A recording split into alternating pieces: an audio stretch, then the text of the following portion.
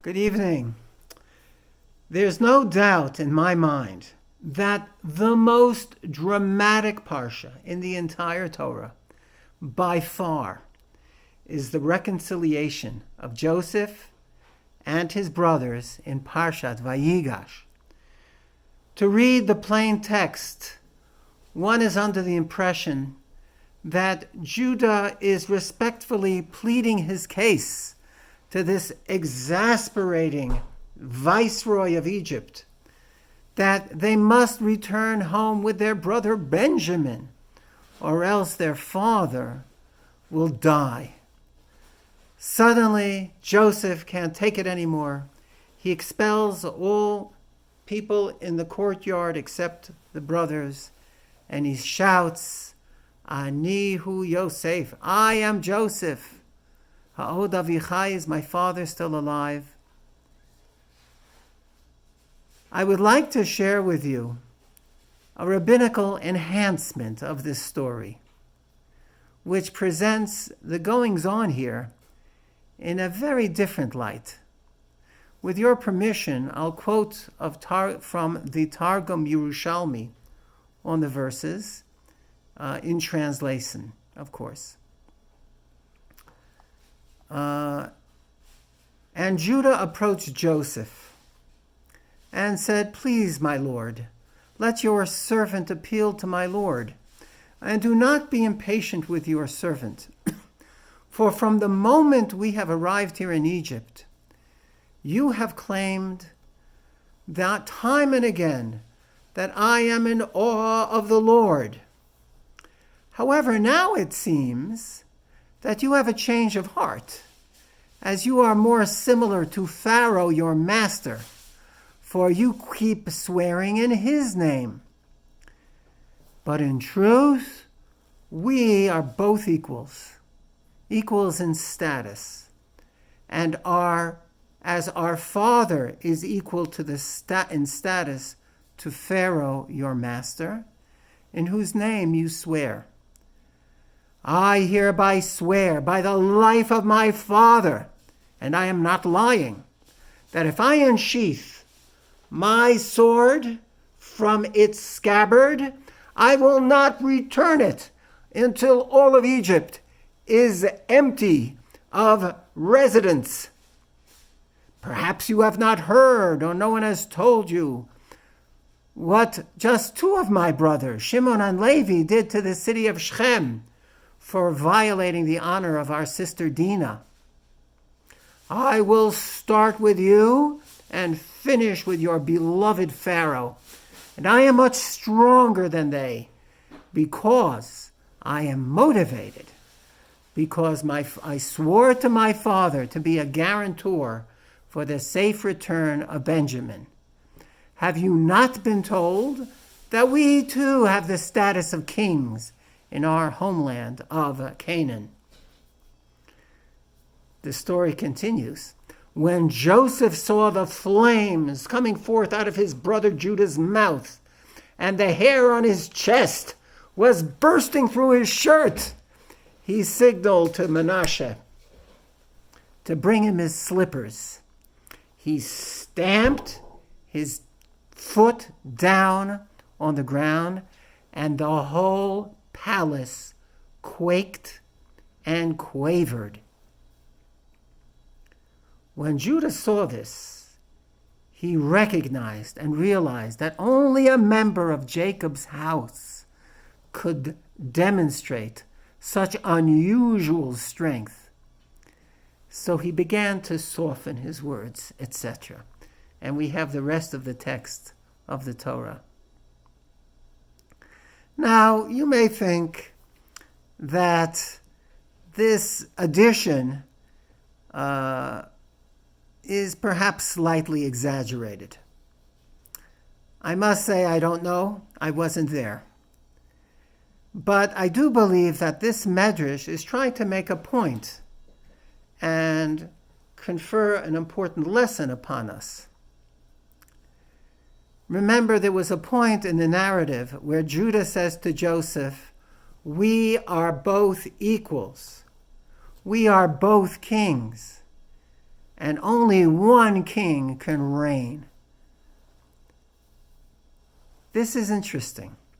Historically, if we look in the Bible, there has always been a sort of competition or rivalry between the tribe of Yosef, which includes Ephraim and Manasseh, as well as the tribe of Benjamin, his brother, all the sons of Rachel, and on the other hand, the tribe of Yehudah, the son of Leah.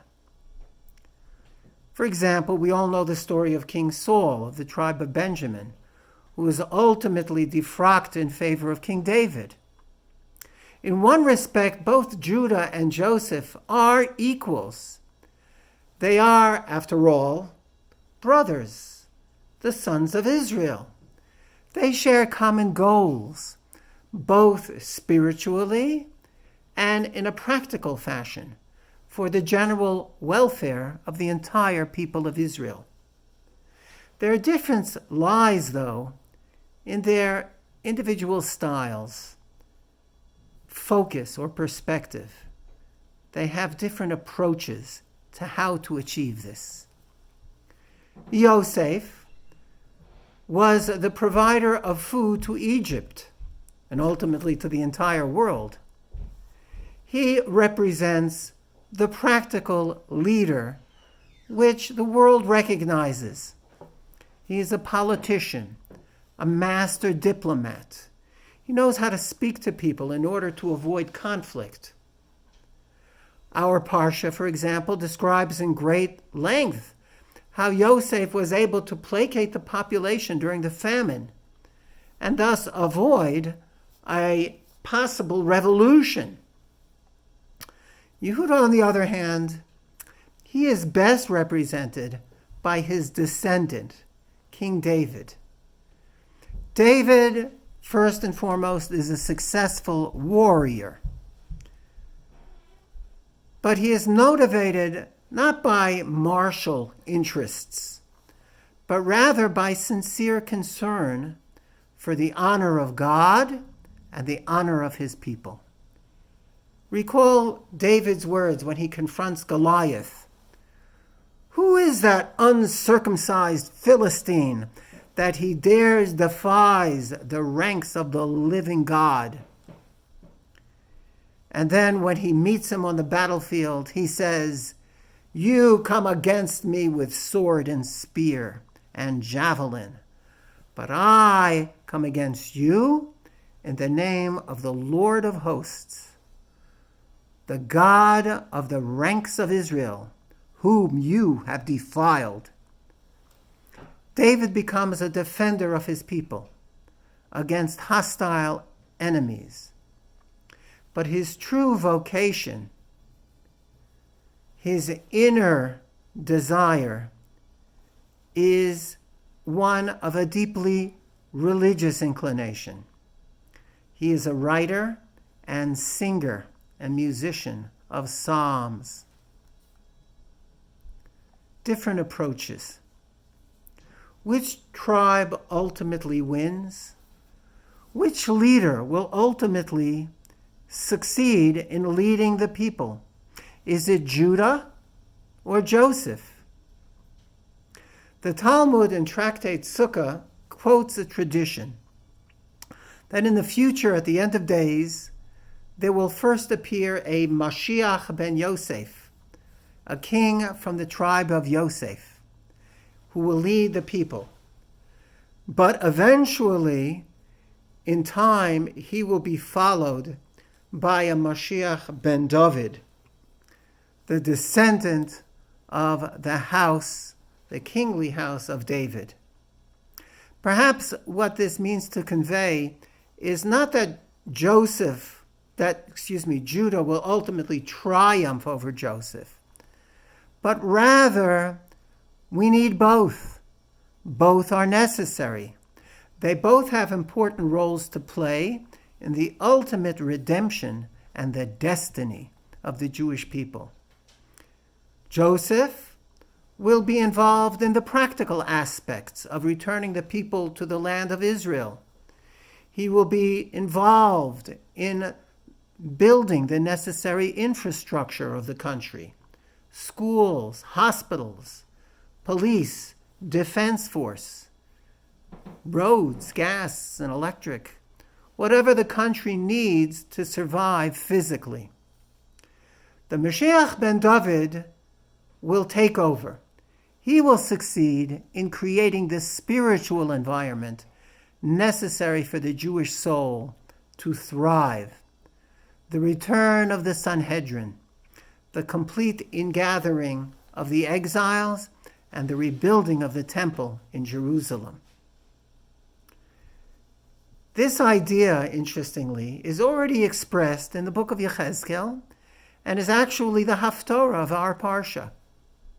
God tells Yechezkel, take a stick and write upon it of Judah and the Israelites associated with him. Take another stick and write upon it of Joseph, the stick of Ephraim, and all the house of Israel associated with him. Bring them close together to each other so that they will become one stick joined together in your hand. In the end, both Judah and Joseph will meld into one. Perhaps we may be so bold as to suggest that we are today witnessing a Joseph-styled redemption in our own lifetimes with the creation of the modern state of Israel. Perhaps the rivalry which exists today between more secular Jews and the more religiously inclined may actually represent not a schism within the Jewish people, but rather two necessary components required to create an integrated whole. May the two ancient rivals of Judah and Joseph finally make peace, and may we all be worthy of witnessing the culmination of this process with the coming of the Mashiach ben David. Amen ve'amen. Shabbat shalom.